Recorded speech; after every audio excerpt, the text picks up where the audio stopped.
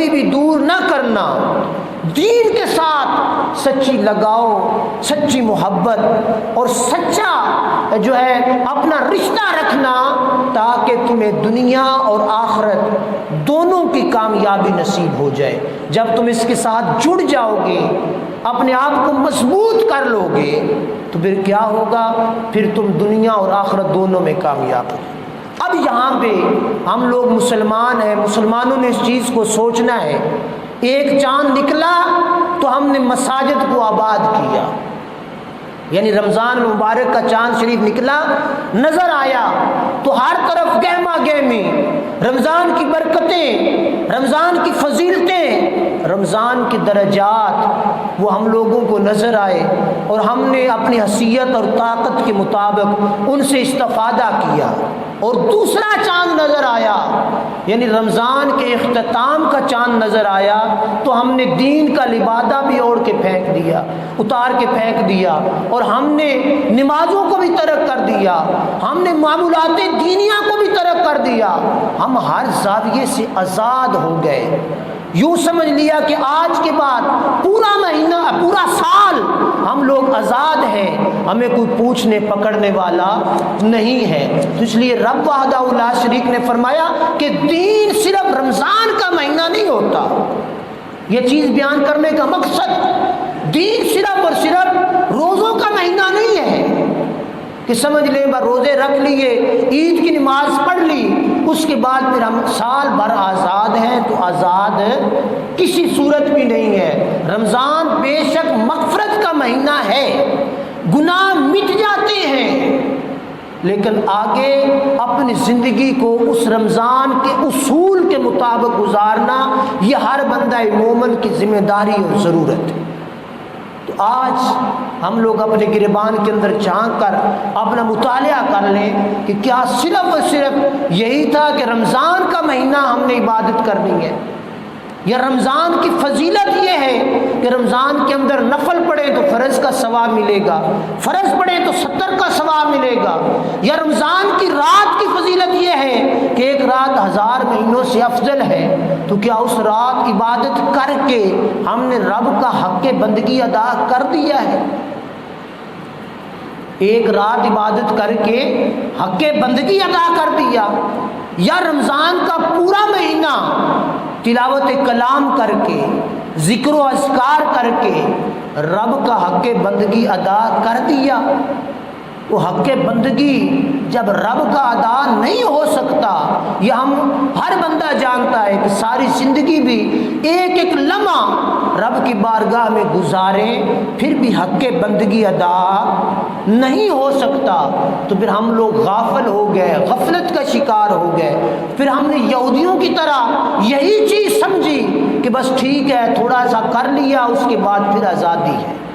یا یہودیوں کا جو طریقہ کار تھا، قرآن مجید میں یہ آئندہ جمعہ المبارک پر تفصیل سے بیان ہو جائے گا کہ یہودی کیا کرتے تھے، جو اپنے من کو چیز پسند لگتی اس کو اختیار کر لیتے، اور جو اپنے من کو پسند نہیں لگتی تھی اس کو چھوڑ دیتے، عبادت کے زاویے سے بھی اور باقی دنیا کے زاویے سے بھی۔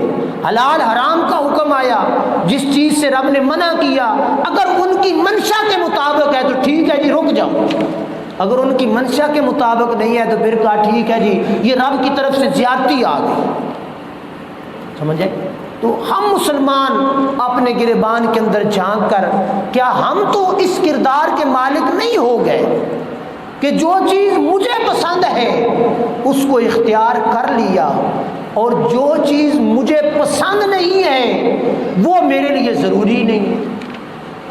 اب بلا تشبیہ و بلا مثال، نماز پڑھنا رب کا حکم ہے۔ کس کا حکم ہے؟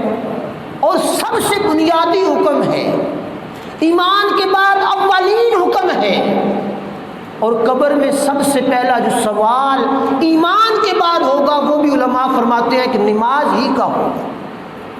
تو ہم لوگ اپنی منشا کے مطابق نماز پڑھتے ہیں یا رب کے حکم کے مطابق پڑھتے ہیں؟ یہ چیزیں نشین کرنی ہے۔ کیا جب میرا دل کیا بھئی آج نماز پڑھ لوا، نہاتا دھوتا میں، ٹھیک ہے چلو آج پڑھ لینے جمعہ، تو پھر دیگری دی پھر چھٹی، وہ اپنے ذہن نے کام کیا یا رب کا حکم ہے کہ سال بعد مہینہ روزے رکھ لو تو بخشے جاؤ گے، سال بعد ہفتے بعد جمعہ پڑھ لو تو تمہارا کام ٹھیک ہو جائے گا؟ بے شک جمعہ سے جمعہ تک جو صغیرہ گناہ ہیں وہ جمعہ کی برکت سے معاف ہوتے ہیں، لیکن نماز ترک کرنا صغیرہ نہیں ہے۔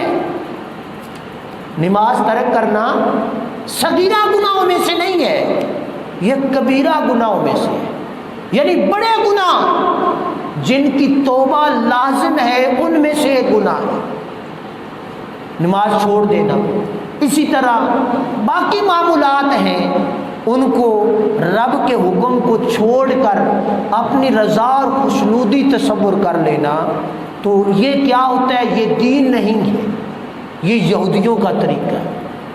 ہم مسلمان ہیں اور مسلمان یہودیوں کے کجاوے میں کبھی بھی آنے والے نہیں ہیں، یہودیوں کے زیر تربیت کبھی بھی آنے والے نہیں ہیں، لیکن باوجود اس کے ہم لوگوں نے یہودیوں کی روش کو اختیار کر لیا۔ جو فیصلہ میرے حق میں آ گیا وہ تو بڑا خوبصورت ہے، جو میرے خلاف آ گیا وہ ظلم ہے، یہ چیز یہودیوں کی تھی۔ تو آج میرے دوستوں بزرگوں، مقصد زندگی ہم نے اپنا ٹٹولنا ہے، اپنے مقصد حیات کو ہم نے دیکھنا ہے۔ رب وحدہ لا شریک نے قرآن مجید کے اندر ارشاد فرما دیا، فَإِنْ حَاجُّوكَ فَقُلْ أَسْلَمْتُ وَجْهِيَ لِلَّهِ وَمَنِ اتَّبَعَنِ وَقُلْ لِلَّذِينَ أُوتُوا الْكِتَابَ وَالْأُمِّيِّينَ أَسْلَمْتُمْ فَإِنْ أَسْلَمُوا فَقَدِ اهْتَدَوْا فَإِنْ تَوَلَّوْا فَإِنَّمَا عَلَيْكَ الْبَلَاغُ۔ ان لوگوں کی طرح نہ ہو جاؤ جنہوں نے کفر کیا اور جن کو جو چیز اچھی لگی اس کو اختیار کر لیا اور جو چیز بری لگی اس کو چھوڑ دیا۔ رب کا حکم آ گیا ہم لوگوں کے لیے حلال کھانا ہے۔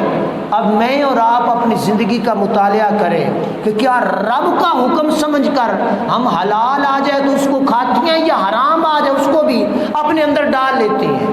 اور کہڑا کوئی ویکھدا پہ ہے، خیر میرے کوئی نہیں ڈالتا۔ سمجھ آئی بات کی؟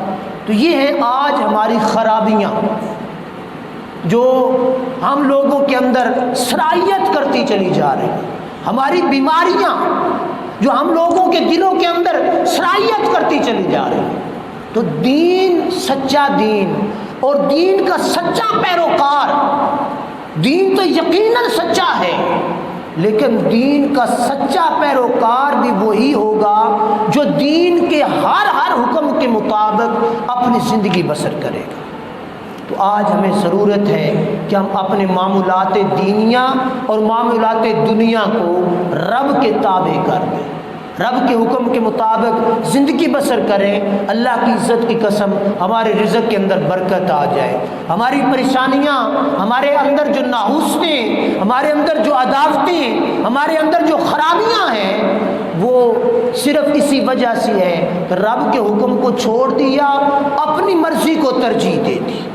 جب اپنی مرضی کو ترجیح دے دی تو رب تبارک و تعالیٰ فرماتا ہے پھر نسوا اللہ فانساہم، جس نے مجھے چھوڑ دیا میں نے بھی پھر اس کو چھوڑ دیا۔ ویسے اللہ فرماتا ہے کہ میں ہر بندے کی حفاظت کرتا ہوں، اور جو میری حفاظت سے نکلنا چاہے، میرے خصال سے نکلنا چاہے، میری حدود سے نکلنا چاہے، وہ نکل کے ذرا دیکھے تو صحیح کہاں تک جائے گا جہاں اللہ کی حدود ختم ہو جائے گی۔ تو اللہ وحدہ لا شریک ہمیں صحیح معنوں میں اچھی زندگی بسر کرنے کی توفیق عطا فرمائے۔ اب اس کا آئندہ حصہ آئندہ جمعہ مبارک پر عرض کر دوں گا، اللہ پاک ہمیں عمل کی توفیق عطا فرمائے، آمین۔